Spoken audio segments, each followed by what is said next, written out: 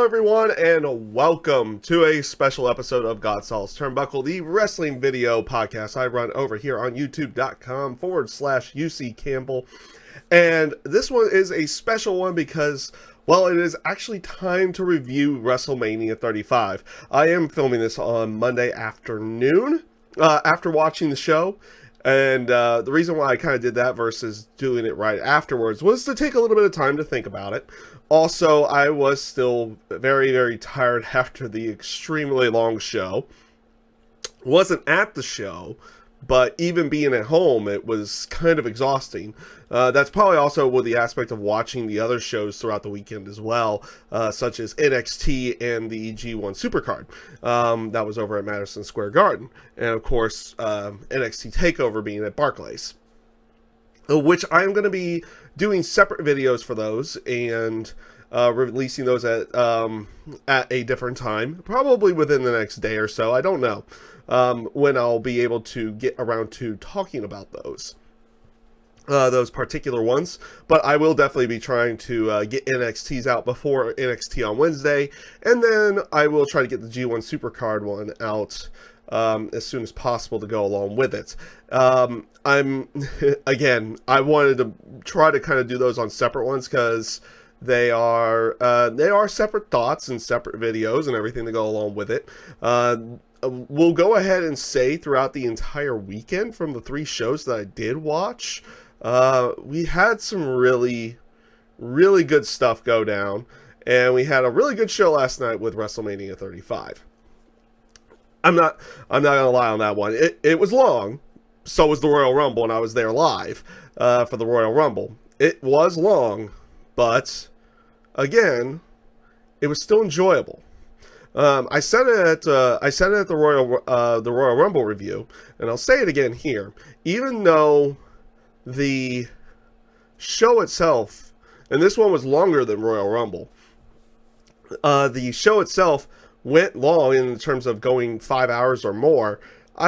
In certain instances, it didn't feel like the 5 hours had passed.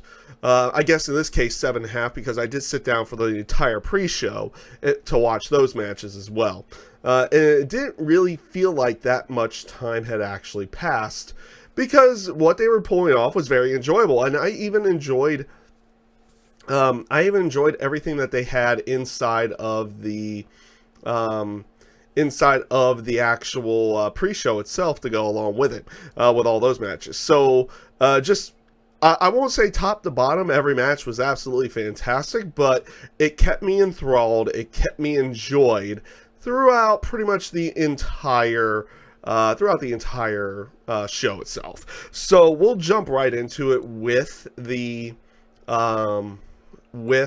Cruiserweight title match that started off on the kickoff show, which it was Buddy Murphy going up against Tony Nese. And you know what, man, the Cruiserweights, they do themselves very well for themselves in these type of situations. I wish they would have gotten more of a time frame or main show side for their matches. I know I don't get to watch 205 Live all that often, just due to the amount of time throughout the week to really spend to watch every weekly show. I don't necessarily have the time to do it, so 205 Live kind of goes on the back burner a little bit. So does some of the other shows, such as that aren't even WWE side as well. I don't get to watch them as often as I probably want to, or probably should, in certain cases, to go along with it on that one. So, but every time I've seen them with the pay-per-view side of everything, they go out there and they deliver, and that's what they did here. They were telling themselves a very good story in the match as well, because of how the Cruiserweight #1 contendership tournament went, with Tony Nese, Buddy Murphy's best friend, essentially, had been ended up winning and is now challenging Buddy Murphy for the title. They were kind of going through that story of the betrayal and everything of Buddy Murphy against Tony Nese to go along with that, and you kind of got that in this match as well, especially towards the end with the with Tony Nese actually not kicking out of Murphy's Law, but getting that was a little too close to the ropes when Buddy Murphy hit Murphy's Law, and he ended up getting out of the situation by getting his foot on the rope. This frustrated Buddy Murphy to the point that he tried doing the running Nese, which is the running knee in the corner that Tony Nese does for his finisher.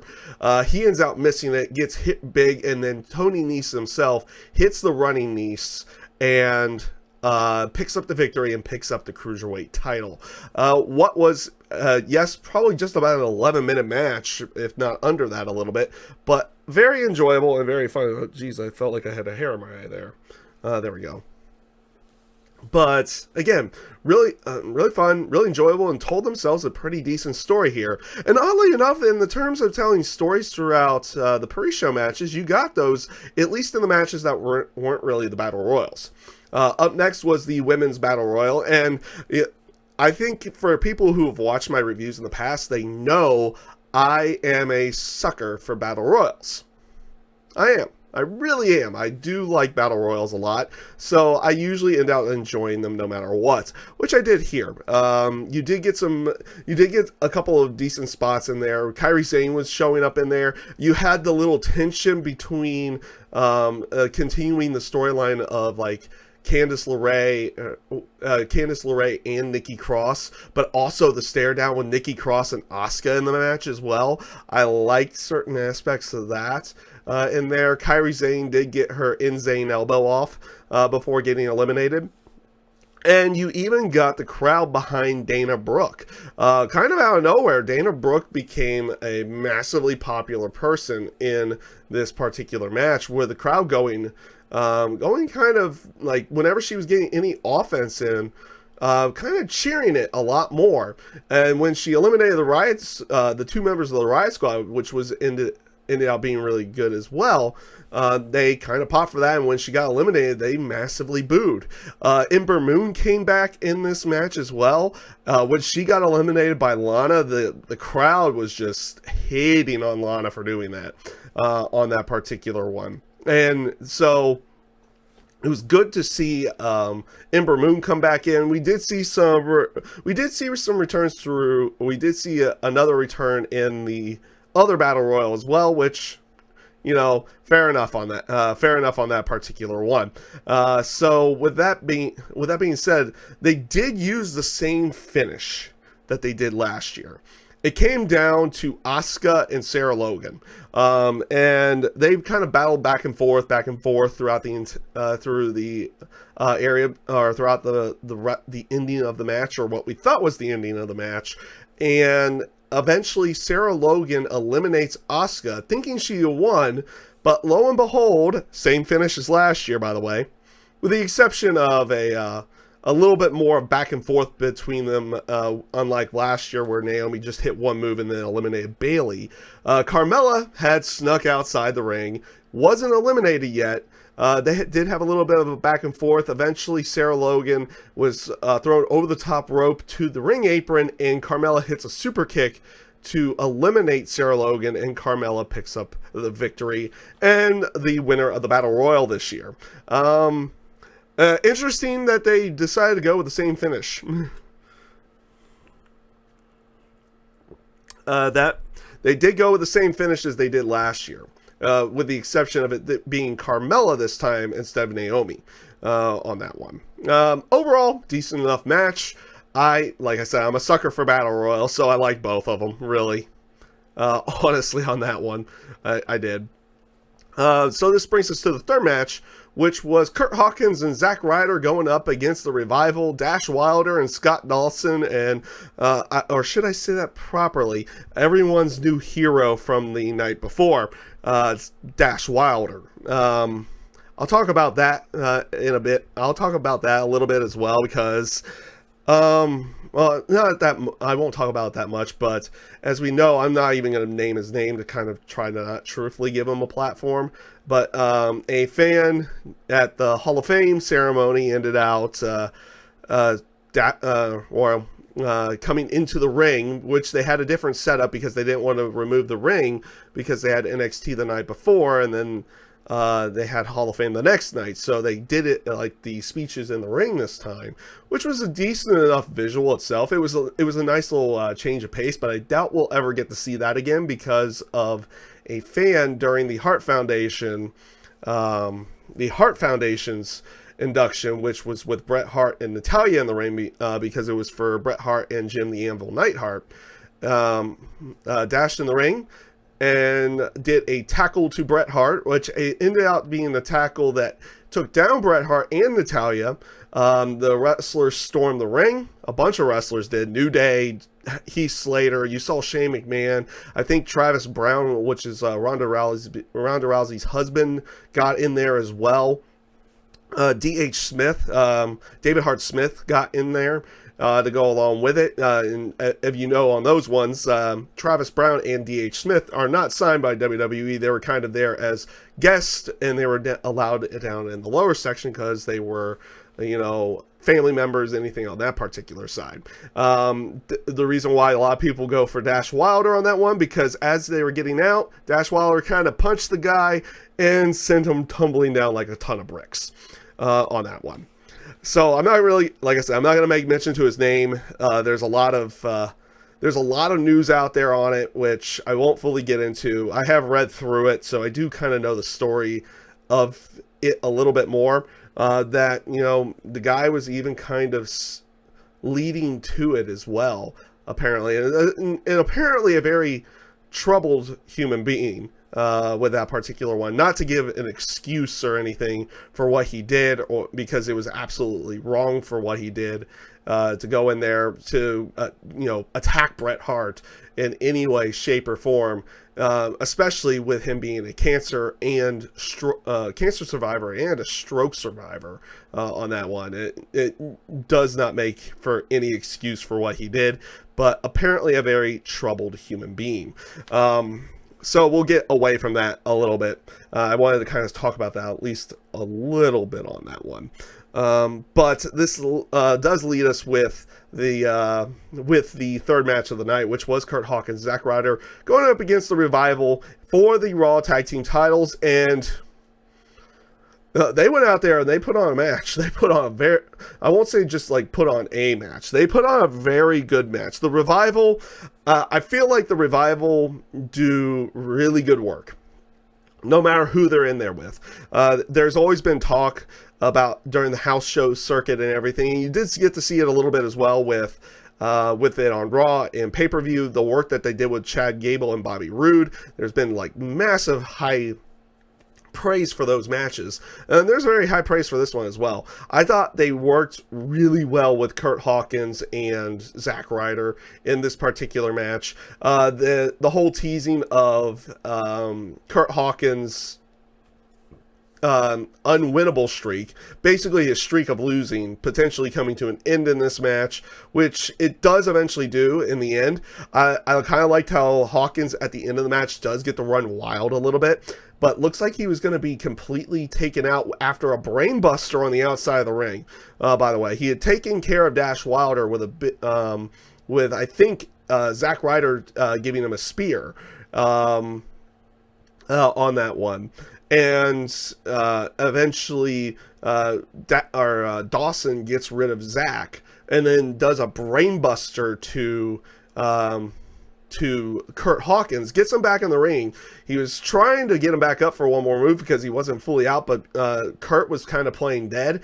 Ends out rolling him up and picking up the victory. And Zack Ryder and Curt Hawkins are the new tag team champions. This is a very good match. I know some people are kind of like, oh, this is kind of punishment because maybe Dash Wilder went a little overboard the night before or something on that one. I don't know. I don't think that was going to be the case. I know they didn't really build up much with the whole Curt Hawkins, Zack Ryder going in there and trying to end Curt Hawkins' losing streak and everything throughout that time frame.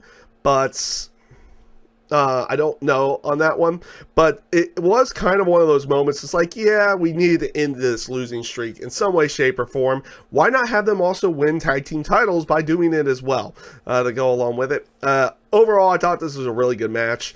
I don't know I really don't know how long they're going to keep those tag team titles on them. I imagine they're going to have at least one defense, if not more, somewhere with this particular one. But I also wouldn't be shocked if they just lose it tonight as well on Monday Night Raw on that one as well, because last time Zack Ryder got a title, he kept it for one night. They literally put it on him to take it off of him the next night. So we'll see how they decide to play that. Up next, this is the Andre the Giant Memorial Battle Royal, and lo and behold, we had a Luke Harper sighting in this match. Yes, Luke Harper came back. Ember Moon came back in the Women's Battle Royal. Luke Harper came back in the Andre the Giant Memorial Battle Royal. Also, people who got entrances, who got a full entrance. One was Colin Yost. Or Colin Jost, or yeah, it's Colin Yost, I think, and Michael Shea, the Saturday Night Live guys, got in the match. They got a full entrance, lo and behold, and then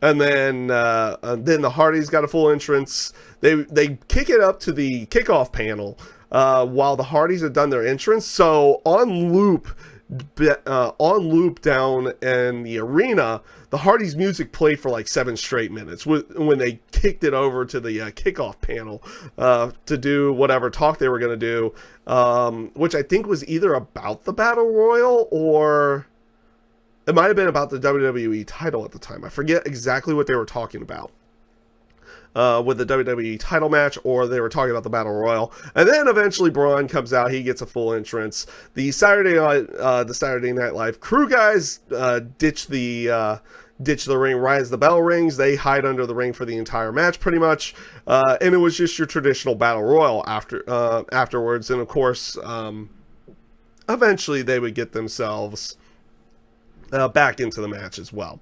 But overall, like I said, enjoyed the Battle Royal. The spot that Mustafa Ali and Luke Harper did was scary as everything.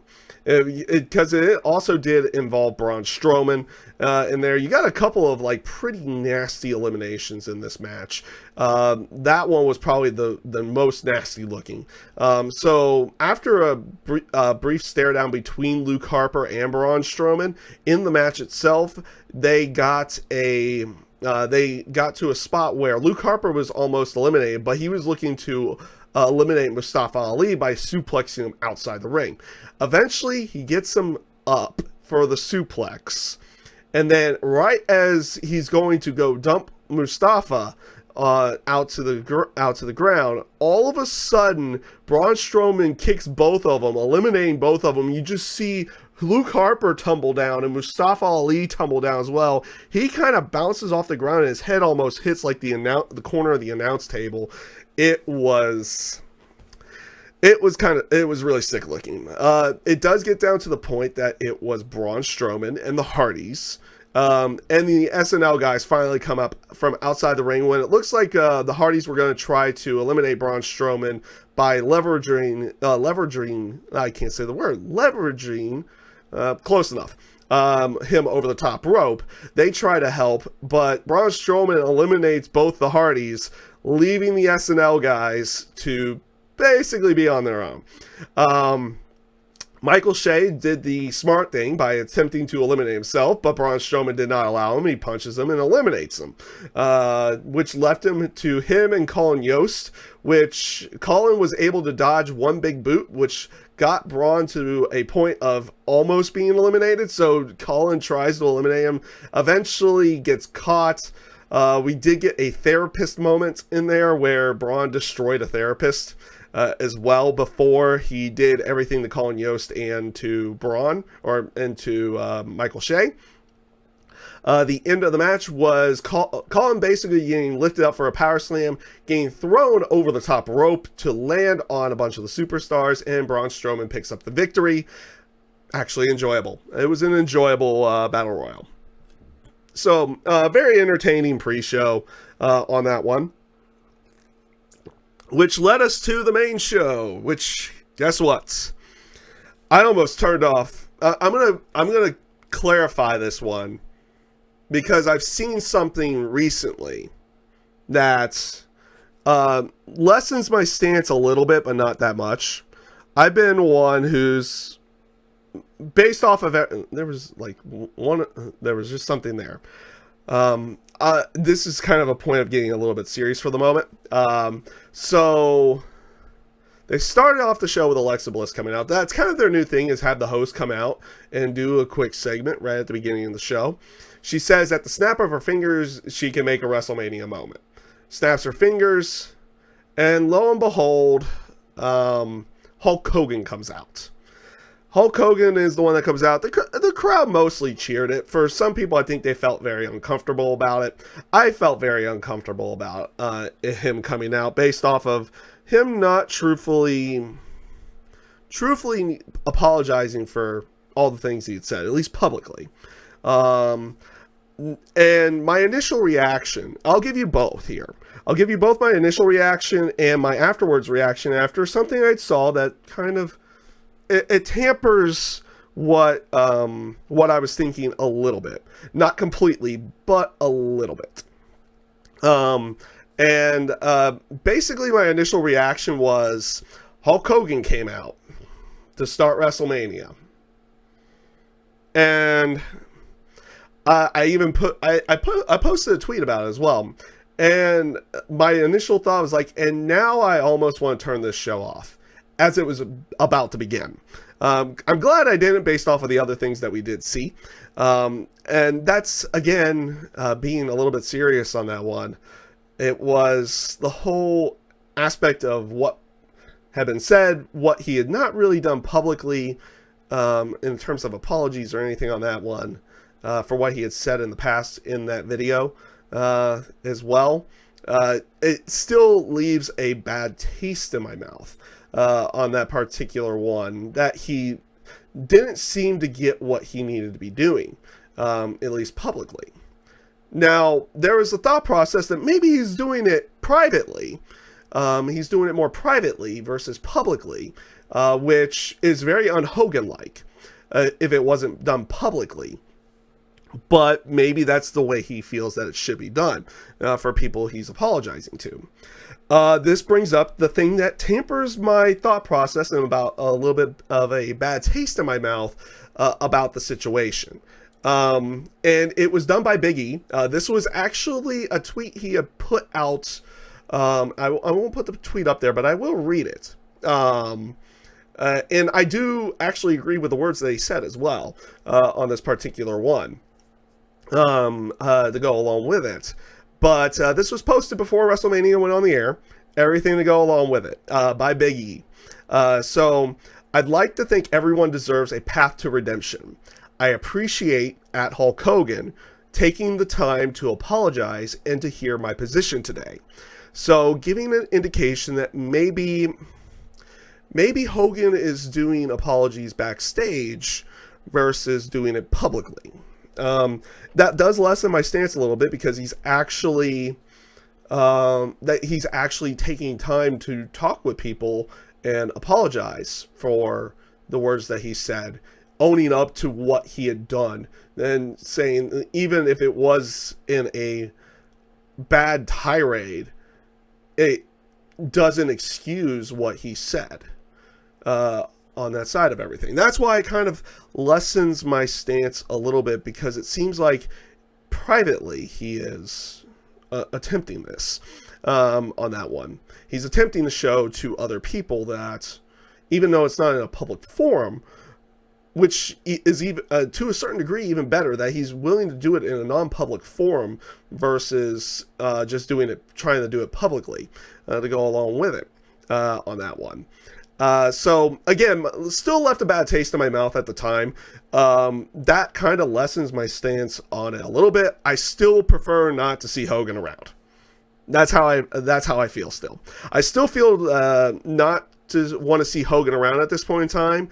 But I agree with Big E on that one, that everybody does that they have the ability to try to earn a path of redemption on that one. And it seems like maybe Hogan's attempting it, making an actual attempt at it in a backstage variation. So if that is the case, good on him with that one. But this was not the entire ending of that segment. So this one became like what was kind of going on at the beginning of the show, because they started the show off very interestingly, because you have Alexa Bliss and Hulk Hogan doing the poses up on the top of the rampway on there. All of a sudden, as they go to the other sides, Paul Heyman just storms right past both of them. Just goes right past both of them, storms down to the ring, demands the microphone, saying, he's like, if my client's not going on last, we're not staying here all night. To go along with it, we're going to do it right now. And he gives Brock Lesnar's introduction, and lo and behold, we have the Universal title match as the first match on the main card. Seth Rollins comes out.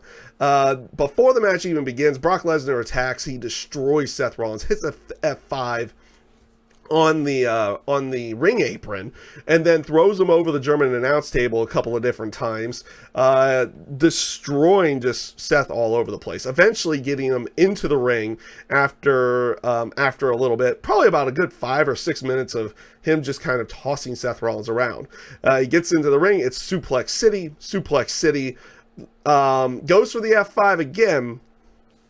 Goes for the F5 again, knocks the referee down, gets hit with a low blow, and Seth Rollins does 3 stomps, and done. He wins. And he wins the Universal title in very quick fashion on that particular one as well.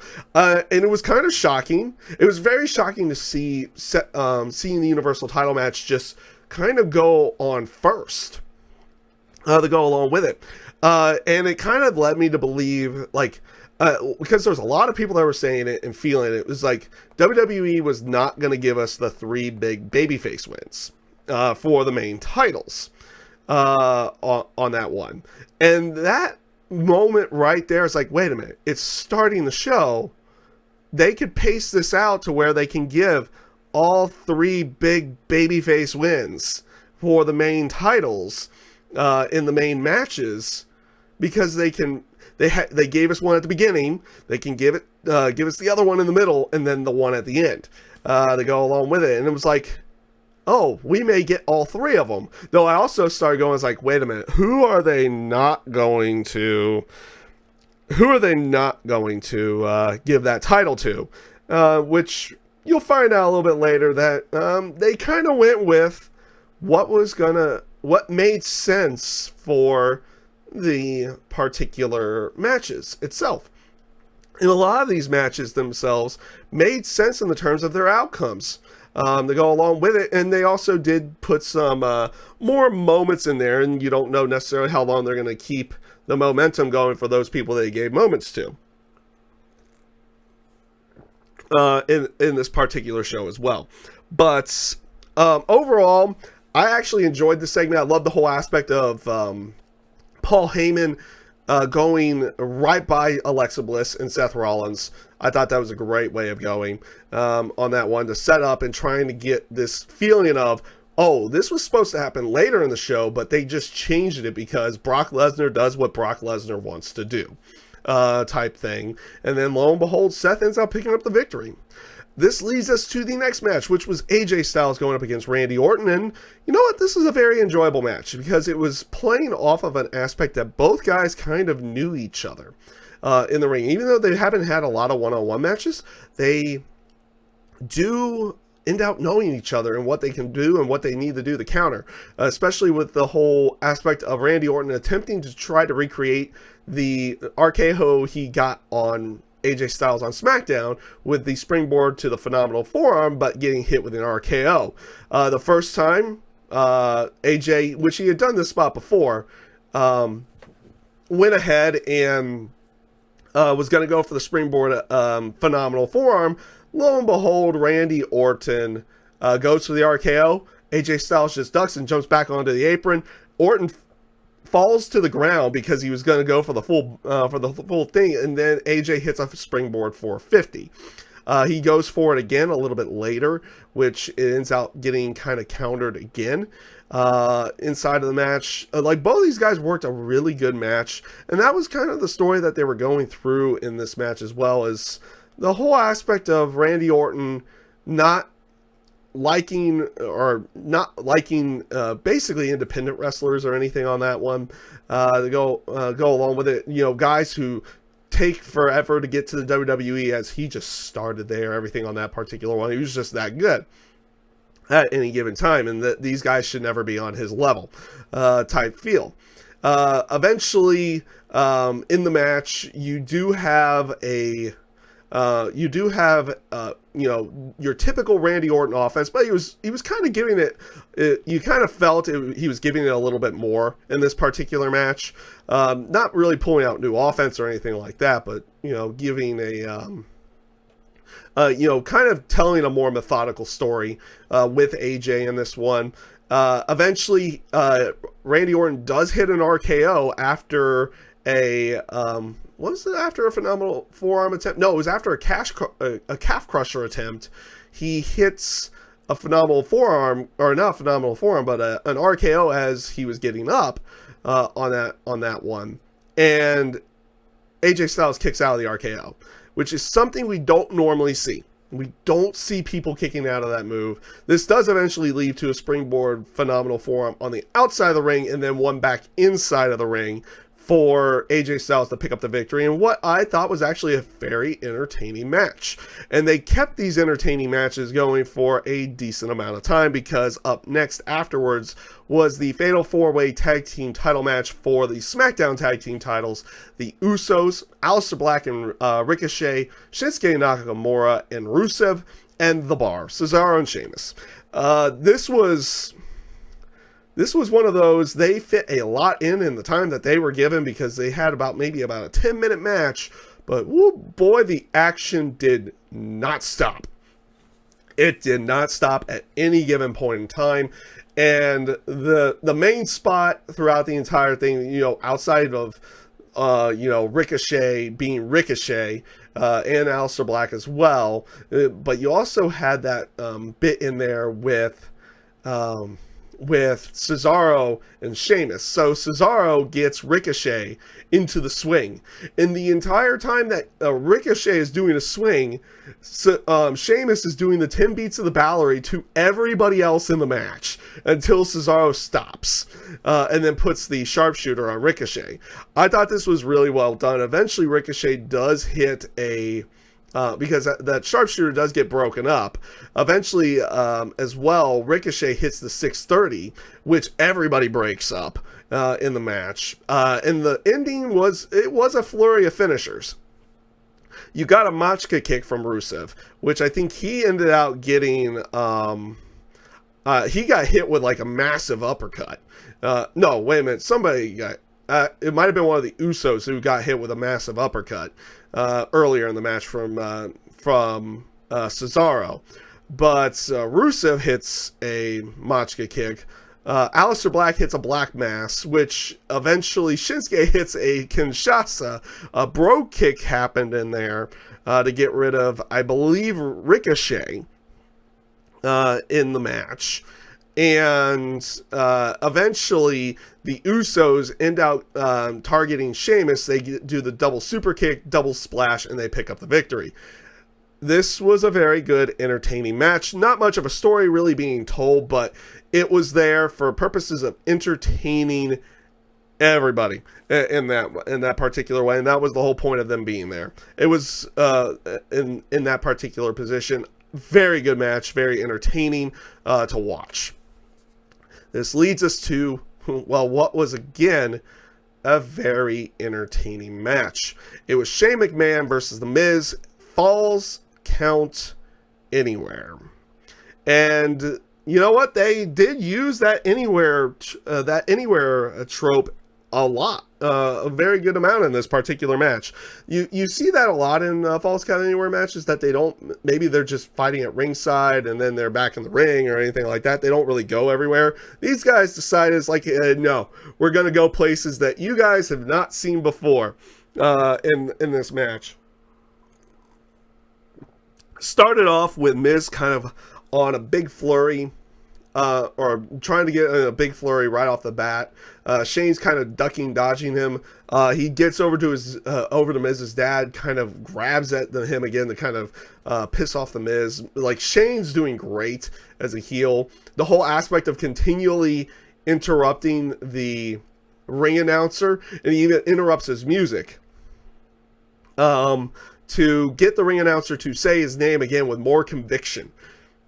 It's nice little touches with Shane McMahon on those particular ones.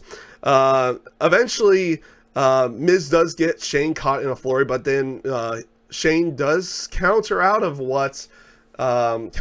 Miz, and eventually sets up for the big elbow off of the ring apron, or not, off the top rope to the announce table, which ended out getting stopped because Miz's dad stands in front of the Miz to protect his son. And he eventually gets in the ring. Shane gets down off the rope. He gets into the ring.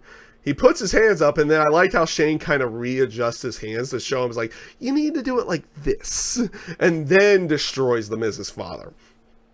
This causes Miz to go on a massive flurry again. He kind of beats down Shane for a little bit. He gets the trainers to eventually look after his father. That's kind of where the Miz's dad thing ends right there. And they start fighting into the crowd, going up to where one of the pendulums were for the setting that was over the ring, just in case it rained on that one. They fought through there. They started fighting their way through the other international announce tables, which we have never seen anybody really do. They've never really fought to the international announce tables. So it was interesting to watch those guys try to scramble out of the way, because I don't know if they knew what was coming their way.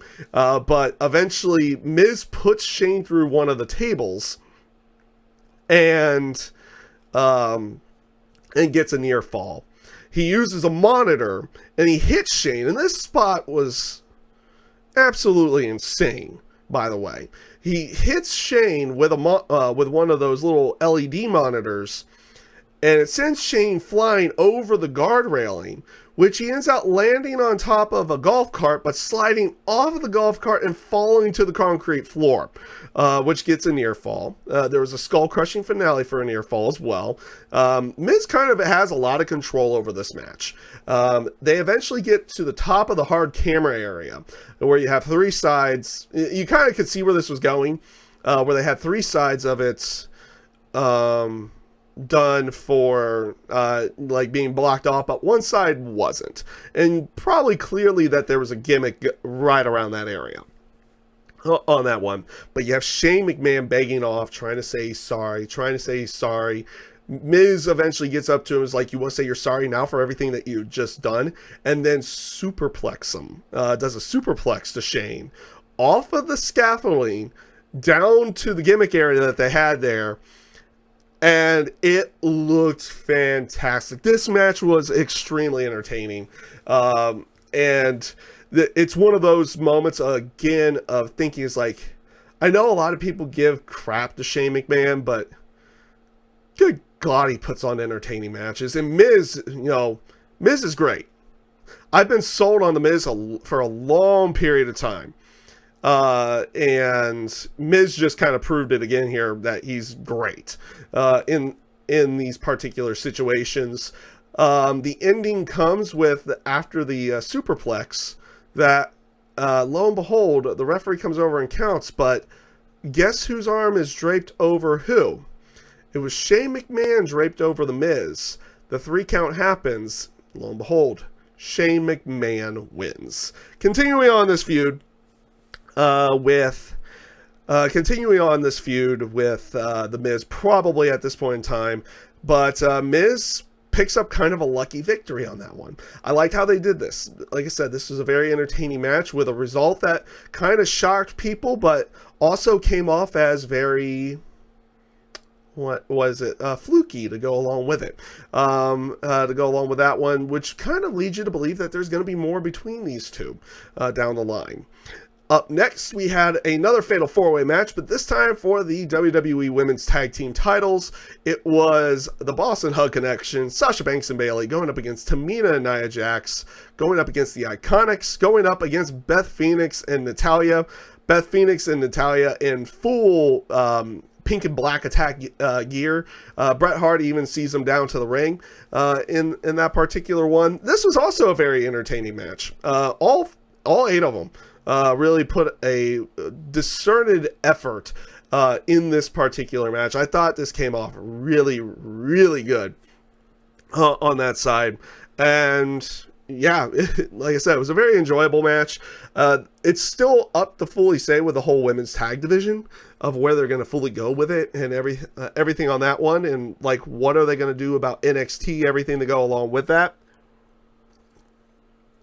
On that side, because they did kind of give that indication, especially with Sasha Banks and Bayley, that they wanted to defend them in NXT as well.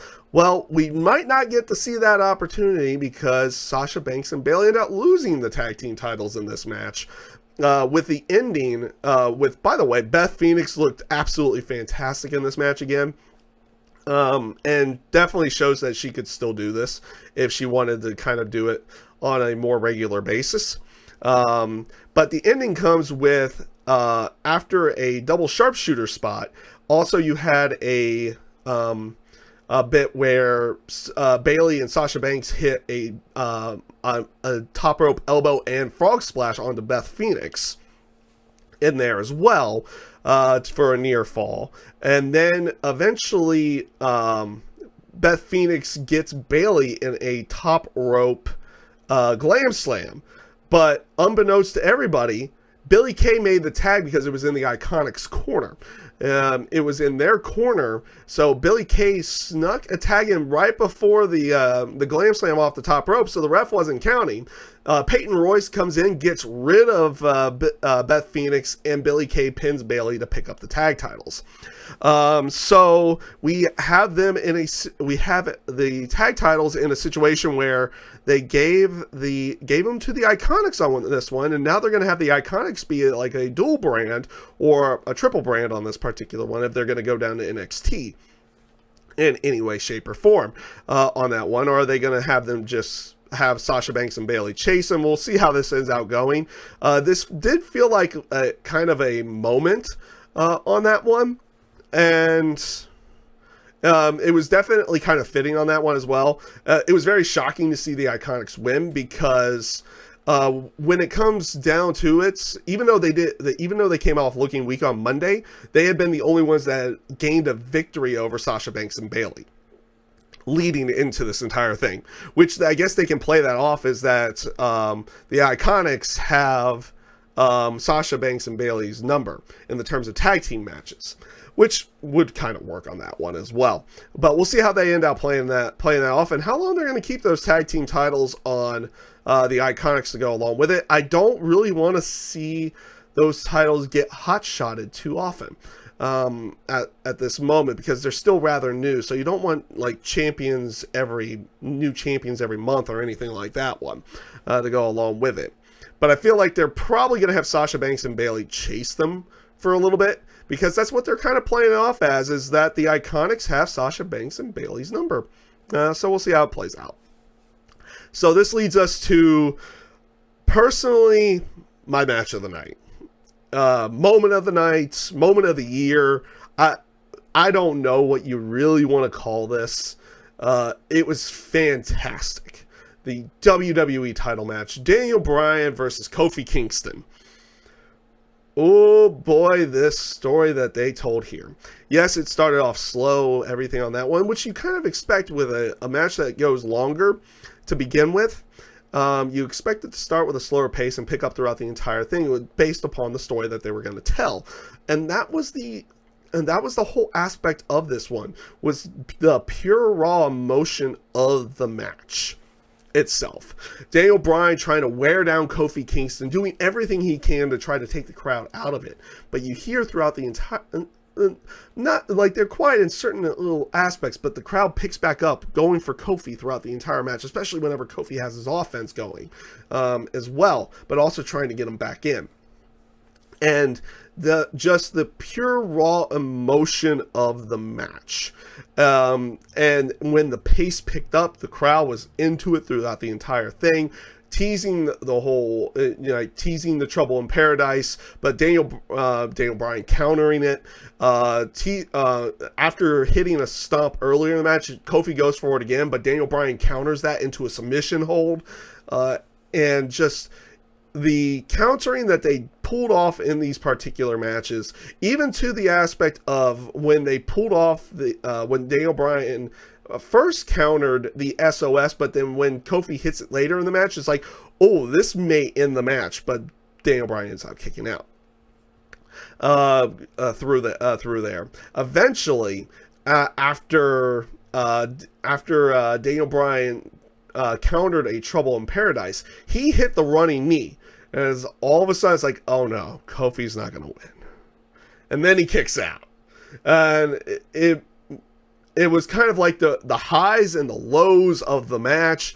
The crowd being in it throughout the entire thing. Rowan goes after, eventually, Bryan is not in control, with Kofi in control, gets sent to the outside of the ring to try to get out. Rowan stands in his way. All of a sudden, Xavier tries to come in and get rid of Rowan, but he gets stopped by him.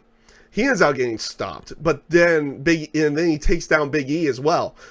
Then Kofi hits a Trouble in Paradise on him. Big E lifts him up, and they do the Midnight Hour. Big E and Xavier hit the Midnight Hour on Rowan on the outside. Daniel Bryan was back in the ring in this case, goes for a suicide dive. Kofi stops it, gets back into the ring, and goes for, I believe, Trouble in Paradise again at that point, but eventually gets caught in the label lock. He eventually gets caught with a, what was it? He gets caught, Kofi ends up getting caught, and then Daniel Bryan does the those stomps to the head, and then transfers it into the label lock. And you just have the New Day, you have like Xavier and Big E on the outside. It's like they want to stop it, but they can't stop it because then Kofi gets disqualified. Everything on that particular one. Daniel, instead of going to the ropes, Kofi fights out of the label lock and eventually sets up his own set of stomps and hits the Trouble in Paradise and wins the WWE title. We didn't do live reactions. I marked out. Me and my friend marked out when Kofi won. The place goes nuts there as well. It was absolutely fantastic. They celebrate in the ring. They have the new, I love the aspect that Big E takes a look at the hemp title but puts it to the side, and they unveil the original, or the I guess the proper WWE title that already has Kofi Kingston's nameplates on it, and everything, and they give it to Kofi. His kids get in the ring, they celebrate. It was well done storytelling, fantastic storytelling, match of the night, match of, at least WWE side, match of the year, match of the last couple years. I don't know really how to put that, but the story they told here was absolutely fantastic, and it paid off in the end. Feel bad for the people who had to follow that one. For the next set of people, and who drew that short straw, it was Rey Mysterio and Samoa Joe. Now, this match there's not much to really talk about on this one because it was a short match. It was about a minute long, because I think Rey was still a bit injured and couldn't do a longer match. Samoa Joe starts off with a flurry, but it gets countered by a tornado DDT. Eventually, Rey hits a 619, but he eventually will get stuffed by Samoa Joe. Samoa Joe hits the coquina clutch, and it was done. Rey passes out. Samoa Joe looking massively dominant, and honestly, a very well way of going about that to make him look massively dominant as well. I liked it. In the end, yes, it was sad that it was kind of a shorter match, but if Rey couldn't have worked a longer match, that's a good way of going as well on that one. hopefully we get to see another match with him when Rey's a little bit more healthy. It seems like since he was able to work that match, he's not overly injured, but I would prefer him to be fully able to go with everything as well. So hopefully we get another match with him at some point in time that goes a little bit longer. Up next was Roman Reigns going up against Drew McIntyre. This match was not bad. It wasn't great by any stretch of the imagination, but credit where credit's due on this one. It's Roman Reigns' first one-on-one match since his return. So we don't really know what he can do and what he can fully go for. So the way they did this match kind of was a little bit by the numbers, but it was also an entertaining match. I thought it was pretty good. Drew does look decently strong throughout this match as well, with it in the inside of the actual match. And eventually it does only take one Superman punch and one spear for him to pick up the victory, but overall entertaining match. Drew still looks fairly strong in this one, and again, I don't feel like with the way that this match went that it was an over with thing. I did like the aspect that he teased the Future Shock DDT, but also playing it off as like this one's for Dean Ambrose because Dean Ambrose was using that DDT throughout out there, calling it Dirty Deeds. But that would have been interesting if he hit the Future Shock DDT to go along with it. Like I said, I thought this was a pretty good match. Nothing spectacular, but nothing really bad about it either. Up next was another segment. We did get a couple of other segments throughout the show with Alexa Bliss backstage on that one. They had a bit with Colin Yost and Michael Shea in the trainer's room, which eventually led to their doctors being Scott Hall and Kevin Nash. Kevin Nash gives the whole, I guess we'll start with a prostate exam type bit. Funny little bit that they did in there as well. But before Triple H and Batista went out, we had Elias's musical performance. And this was absolutely fan-flippin-tastic. This was great. What they did here was absolutely great. I'm not gonna lie on that one. I definitely did enjoy this segment. So you had Elias, and they kept introducing everybody as Elias. So you have the announcer like, ladies and gentlemen, Elias. And then he shows up on the TV screen with a drum set and does a drum solo. And then he goes, ladies and gentlemen, Elias. Then he shows up on the other screen and he's playing a piano. And then, which he plays really well as, to go along with it. And then you had him go one more time, ladies and gentlemen, Elias, the normal guitar strum, and there he is in the ring. He plays up to the other Eliases in there. They play a little bit to go along with it, to go along with that one as well. Eventually he takes full over in the ring. Was going to go for another beginning of a song, and lo and behold, Basic Thugonomics hits. Basic Thugonomics. And John Cena, before they do that, this was an interesting one because they played up as, I guess, maybe John Cena's the Babe Ruth of WWE or something on that particular one. And which I think even to a certain degree, I think Vince has even kind of said that to a certain degree back in the day. I think that there was something like that. I don't know exactly. But they play a little bit where they're showing like 1930s New York area, and then they show a bit with Babe Ruth calling a shot. Calling a shot for the home run as well. And then all of a sudden, like I said, Basic Thugonomics hits. And John Cena comes out in a classic Babe Ruth New York Yankees jersey, hat backwards, the chain, and the word life brass knuckles. This was fantastic. This was absolutely fantastic. I know they went with just Baron Corbin versus Kurt Angle later in the show, but okay, if you're going to give us basic thugonomics John Cena, I'm okay with that. I'm okay with that in the end. He comes out, he spits a few bars, he even plays it up, mocking kind of himself, saying it's like, I'm gonna turn heel on this one. It's like, I'm gonna turn heel on this one. He even pokes a little bit of fun at his movies to go along with it. It's like, I think one of his lines was, it's like, you must be watching a lot of my movies because you suck, type moments. They had a little bit with a Shih Tzu moment in there as well. They have a picture of Elias's face on a Shih Tzu, which that got a chuckle out of me. Easily amused probably on that one, but whatever. He did his typical shtick with that, and eventually says, it's like, tonight you're not gonna get the AA, but you're gonna get the FU. And then he does the FU and done. Fantastic. Fan-flippin-tastic.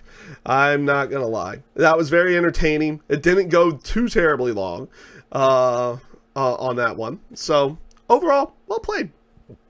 Well played. Oops, sorry. Sorry on that one. Which leads us up next, which, by the way, I know this is going long, but guess what? This show was long. So is pretty much all the other shows this weekend, too. At least the G1 Climax. That's another little gripe about big shows recently. They're extremely long shows to go along with it. But up next was the no-holds-barred match between Triple H and Batista. If Triple H loses, he is going to be forced to retire from in-ring competition. This was a slow, methodical-paced match. That I will not lie about. But it was fun.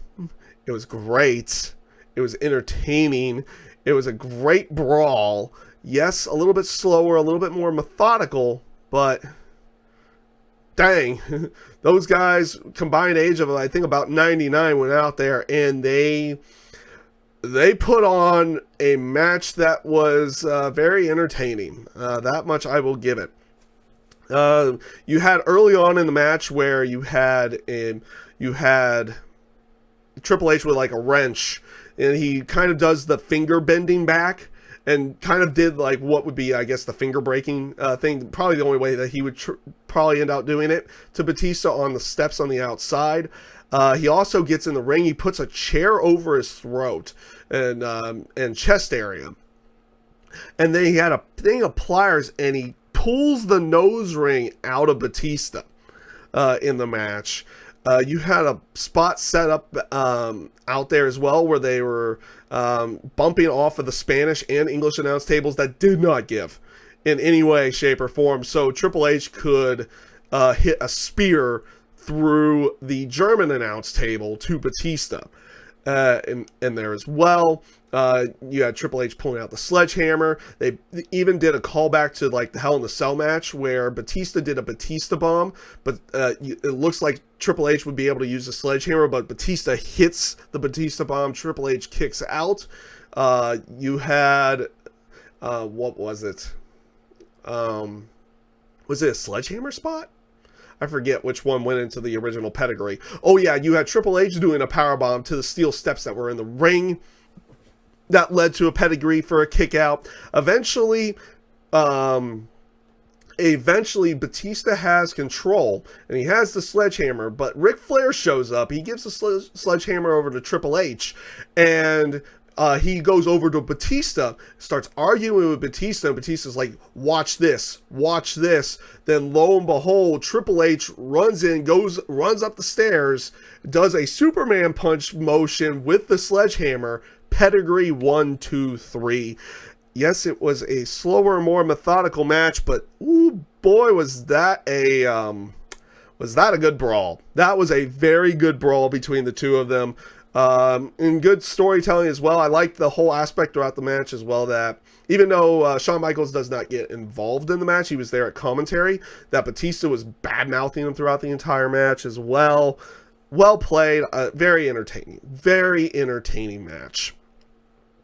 Up next, this brings us to Baron Corbin going up against Kurt Angle. No, there was not going to be any swerve or anything on that one. Baron Corbin was the match. Was going to be the match. It goes about 6 minutes. It doesn't go too terribly long in this one. But it was a fairly decent match between the two of them.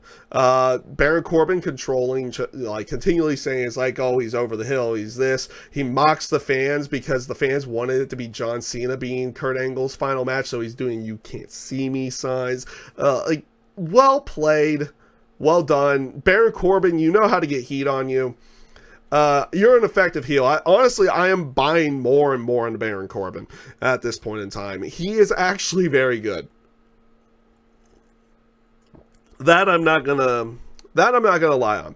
He is actually very good and very effective heel as well. Very effective heel.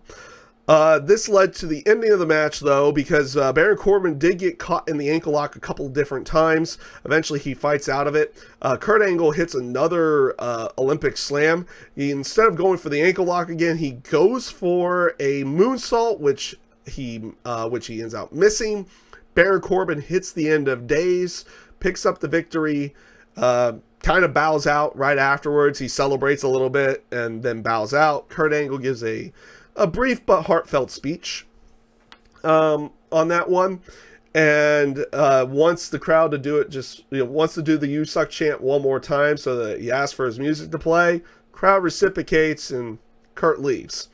Kurt, of course, doing it right, as they traditionally do on your farewell match. You end up going out on your back on that one. People were not too thrilled that it was Baron Corbin, but honestly, I'm sold a little bit more on Baron Corbin now as well.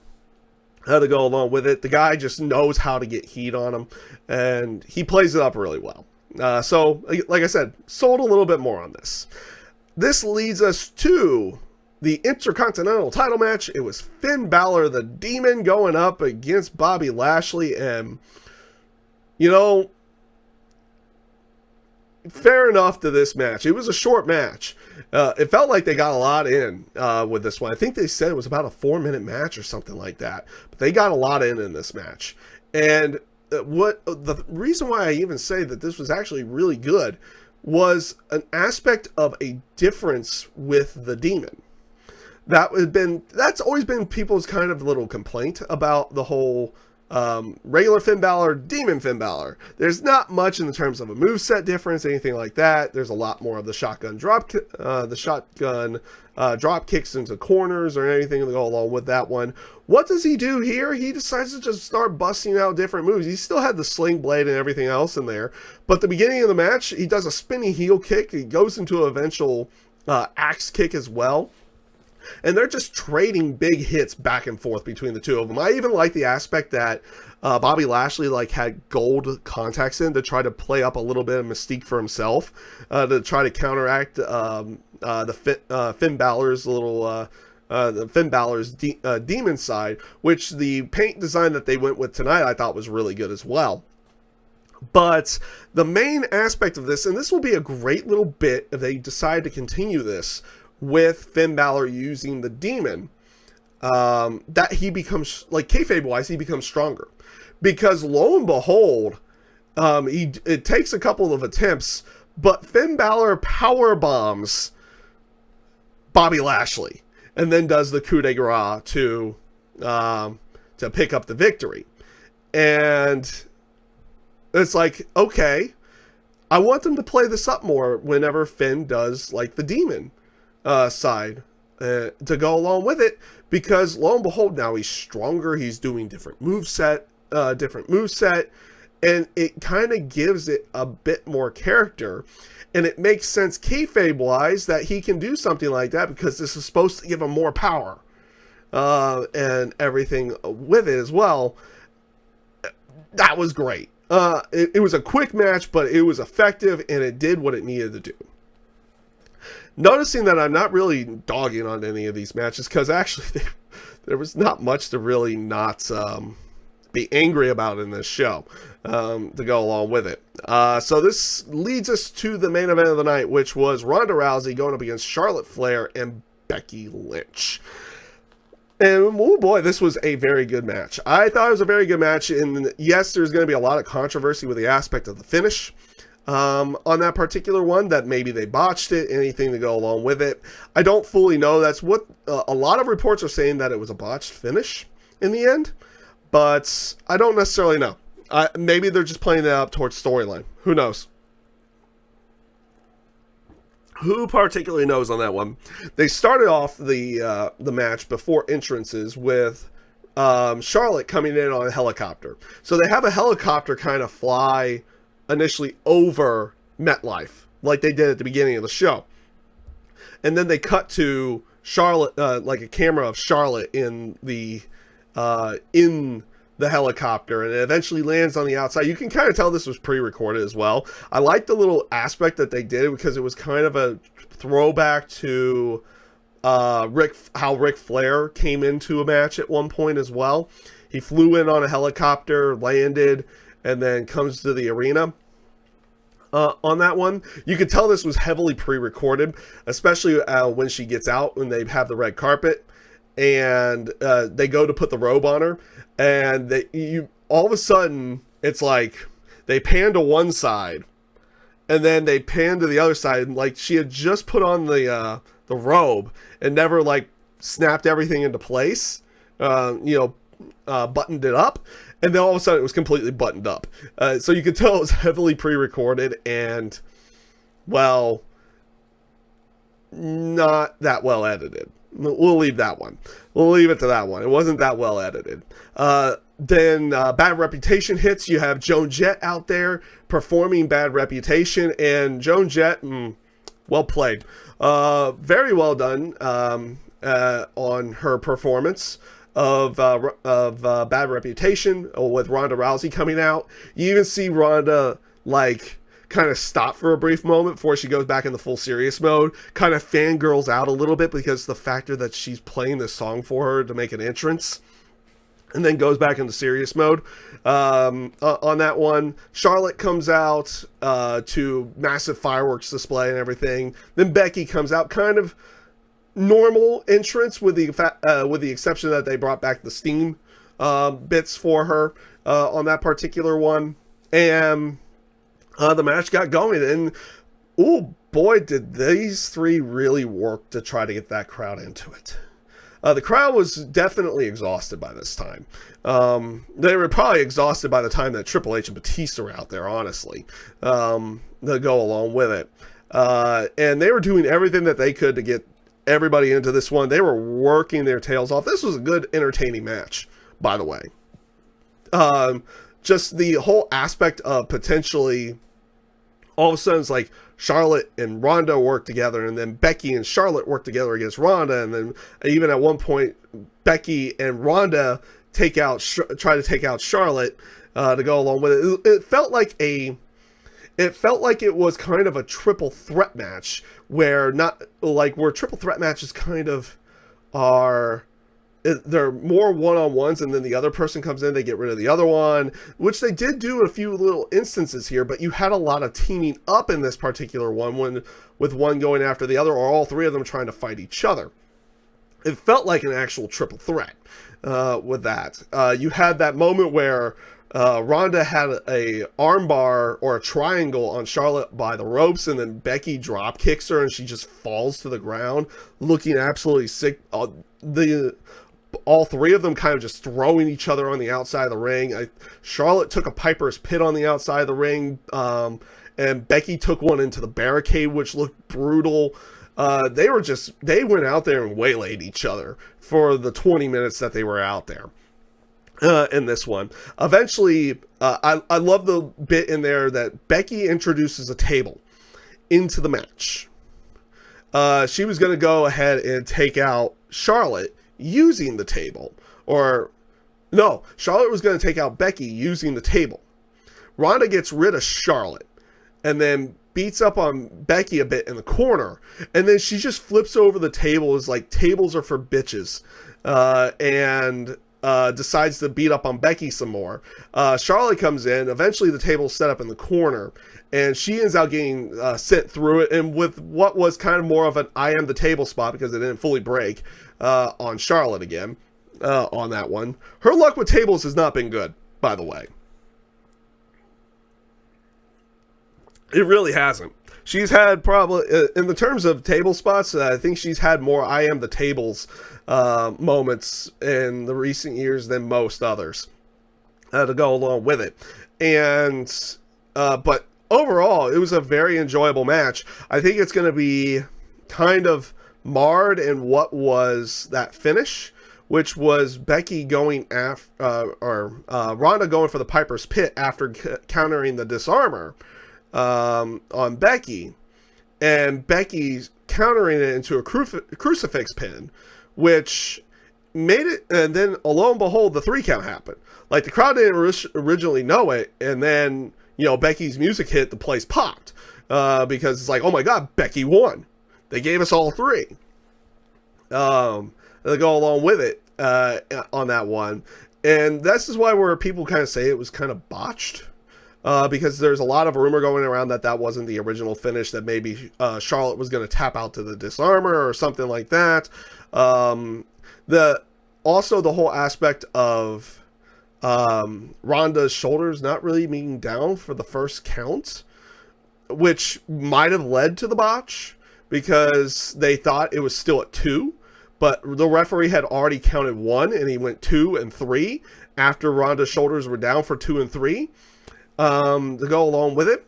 So I don't know. Like, I don't truthfully know. A lot of reports are saying, for people who have backstage info or anything on that particular one, that yes, it was botched. It wasn't supposed to happen that way. Blah, blah, blah, blah, blah. All this stuff.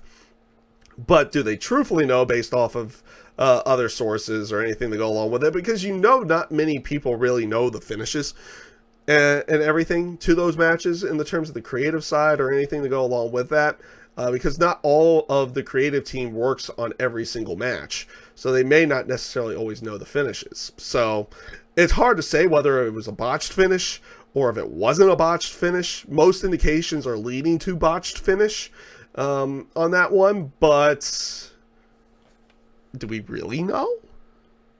Do we? Unless if someone else kind of comes out there and says it, or there's a story down the line, I don't know on that one to go along with it. We'll see how that plays out. But overall, it was 7.5 hours. But it was an enjoyable 7.5 hours. I thought it was a very good show.